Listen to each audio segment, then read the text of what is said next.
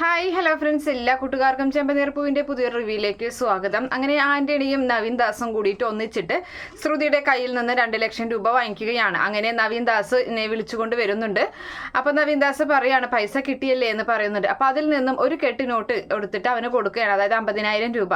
അപ്പോൾ ഇത്രയേ ഉള്ളൂ എന്ന് ചോദിക്കുകയാണ് നവീൻ ദാസ്. അപ്പോൾ പറയുന്നുണ്ട്, ഞാൻ ആരുമായിട്ടും ഈക്വൽ ഷെയർ ഒന്നും ഞാൻ എടുക്കാറില്ല, എന്നാലും കുഴപ്പമില്ല, നിനക്ക് കുറേ അടിയൊക്കെ കിട്ടിയതല്ലേ, എന്നാ എടുത്തോ എന്നും പറഞ്ഞിട്ട് വീണ്ടും ഒരു നോട്ടും കൂടി എടുത്ത് കൊടുക്കുകയാണ്.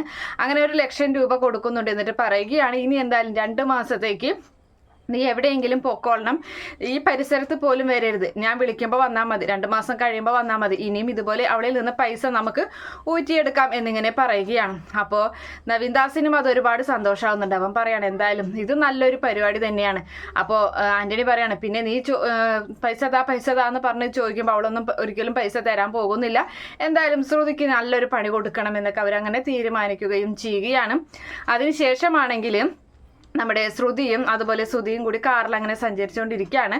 അപ്പോൾ ആ സമയത്താണ് അതായത് അവരുടെ ആ ബിസിനസ്സിൻ്റെ ഡീലർ, അതായത് ശ്രുതിയുടെ ബിസിനസ്സുമായിട്ട് മുന്നോട്ട് കൊണ്ടുപോകുന്ന ഒരു മുതലാളി ഉണ്ടല്ലോ, ആ ഒരു പാർട്ടിയൊക്കെ നടത്തിയത്, അദ്ദേഹം വിളിക്കുകയാണ്.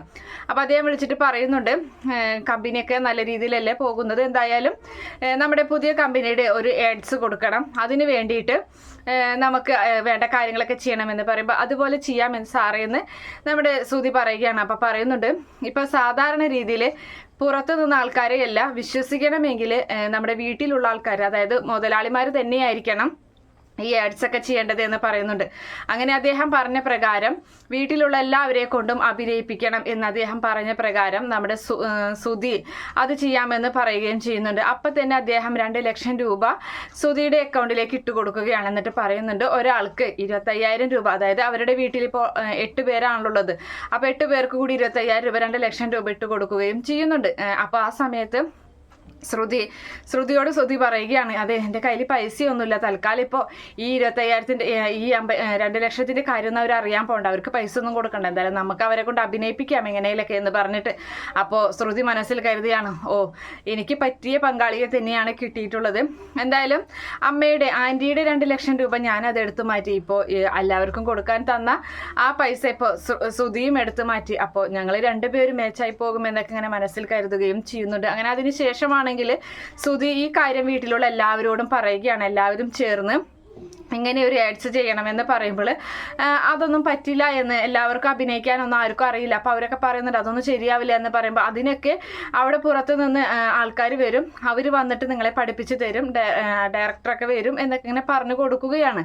അപ്പോൾ ആണോ എന്നാ നോക്കാം എന്ന് പറയുന്നുണ്ട്. അപ്പോൾ സച്ചി സമ്മതിക്കുന്നില്ല കേട്ടോ. സച്ചി പറയുകയാണേ എനിക്കൊന്നും പറ്റില്ല, എൻ്റെ രാവിലെ തുടങ്ങി വൈകിട്ട് വരെയും എൻ്റെ ഓട്ടം കളഞ്ഞിട്ട് എനിക്ക് വെറുതെ ഫ്രീ ആയിട്ട് എനിക്ക് ചെയ്തു തരാനൊന്നും പറ്റില്ല, നീ പൈസ തരുമെങ്കിൽ ഞാൻ ചെയ്തു തരാമെന്ന് സച്ചി പറയുകയാണ്. അപ്പോൾ അങ്ങനെ പറയില്ലടാ, നിന്നെ ഒരുപാട് ഇഷ്ടമല്ലേ ആ സാറാണ് നിന്നെ കൊണ്ട് എന്തായാലും അഭിനയിപ്പിക്കണമെന്ന് പറഞ്ഞത് എന്ന് പറയുമ്പോൾ സച്ചി അതിൽ വീഴുകയാണ്. സച്ചി പറയുന്നത് സത്യമാണോ, അദ്ദേഹത്തിന് എനിക്ക് ഒരുപാട് ഇഷ്ടമാണ്, അന്ന് ഞങ്ങൾ ഒരുപാട് ഫ്രണ്ട്ലി ആയതാണ്, അദ്ദേഹം പറഞ്ഞിട്ടുണ്ടെങ്കിൽ എന്തായാലും ഞാൻ എന്തായാലും അഭിനയിക്കാം എന്നിങ്ങനെ പറഞ്ഞിട്ട് അങ്ങനെ എല്ലാവരും സമ്മതിക്കുകയാണ് അഭിനയിക്കാൻ വേണ്ടിയിട്ട്. അങ്ങനെ ഷോപ്പിൽ വെച്ചിട്ടാണ് ആഡ്സ് എടുക്കുന്നത്. അപ്പോൾ എല്ലാവരും, അതായത് ഏറ്റവും ഹൈ പാർട്ടി, അതുപോലെ തന്നെ മിഡിൽ ക്ലാസ്, പിന്നെ ലോ ക്ലാസ്, അങ്ങനെ 3 സെക്ഷൻ ആൾക്കാരാണ് ആ ഒരു കടയിലോട്ട് വരുന്നത്. അപ്പോൾ ഹൈ ക്ലാസ് ആയിട്ട് നമ്മുടെ ശ്രുതിയും അതുപോലെ തന്നെ മിഡിൽ ക്ലാസ് ആയിട്ട് ശ്രീകാന്തും വർഷയും, ലോ ക്ലാസ് എന്ന രീതിയിൽ നമ്മുടെ സച്ചിയും രേവതിയും പിന്നെ ചന്ദ്രയും അത് രവീന്ദ്രനും ആ ഷോപ്പിൻ്റെ ഓണർ, ഇങ്ങനെയാണ് അവർ അഭിനയിക്കാൻ തീരുമാനിച്ചിട്ടുള്ളത്. അങ്ങനെ അവർക്ക് വേണ്ട നിർദ്ദേശങ്ങളും കാര്യങ്ങളൊക്കെ തന്നെ ആ ഡയറക്ടർ കൊടുക്കുന്നുണ്ട്. ഒരുപാട് പ്രാവശ്യമൊക്കെ അഭിനയിച്ചിട്ടാണ് രവീന്ദ്രൻ്റെ ഒക്കെ ശരിയാവുന്നത്, കാരണം അദ്ദേഹത്തിന് അഭിനയിക്കാനൊന്നും അറിയില്ല. അപ്പോൾ ആ സമയത്ത് എല്ലാവരെയും കൊണ്ട് അഭിനയിപ്പിച്ചതിന് ശേഷം അടുത്ത ഭാഗം പറഞ്ഞു കൊടുക്കുകയാണ്.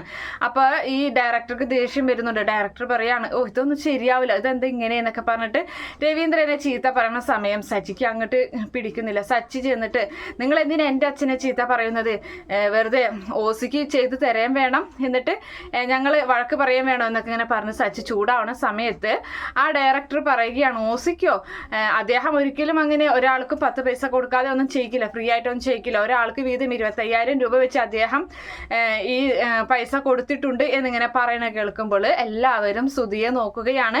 അപ്പം ശ്രുതി തലയും കുമ്പിട്ട് അങ്ങനെ നിൽക്കുന്നുണ്ട്. എന്തായാലും വീട്ടിലെത്തിയതിന് ശേഷം എല്ലാവരും കൂടി സുധിയെ പൊരിച്ചടക്കുന്നുണ്ട്. എവിടെയാണ് ഞങ്ങളുടെ പൈസ എന്നൊക്കെ ചോദിച്ചിട്ട്. അങ്ങനെ ഒടുവിൽ എല്ലാവരുടെ അക്കൗണ്ടിലേക്ക് ഗൂഗിൾ പേ വഴി ഫോൺ ട്രാൻസാക്ഷൻ വഴി എല്ലാവർക്കും 25,000 രൂപ ആളാം വീതം അയച്ചു കൊടുക്കേണ്ട ഒരു അവസ്ഥയാണ് നമ്മുടെ ശ്രുതിക്കും ഉണ്ടാകുന്നത്. അവരുടെ എല്ലാ പ്ലാനുകളും പൊട്ടിപ്പാളി പോവുകയാണ്. എന്തായാലും നമുക്ക് അങ്ങനെ ഒരു ഭാഗമാണ് അടുത്ത ആഴ്ചയിലൊക്കെ കാണാൻ പോകുന്നത്. കാത്തിരുന്ന് കാണാം. ഈ റിവ്യൂ ഇഷ്ടപ്പെടുകയാണെങ്കിൽ ഈ ചാനൽ ഒന്ന് സബ്സ്ക്രൈബ് ചെയ്ത് സപ്പോർട്ട് ചെയ്യാം. Okay friends, bye, thank U.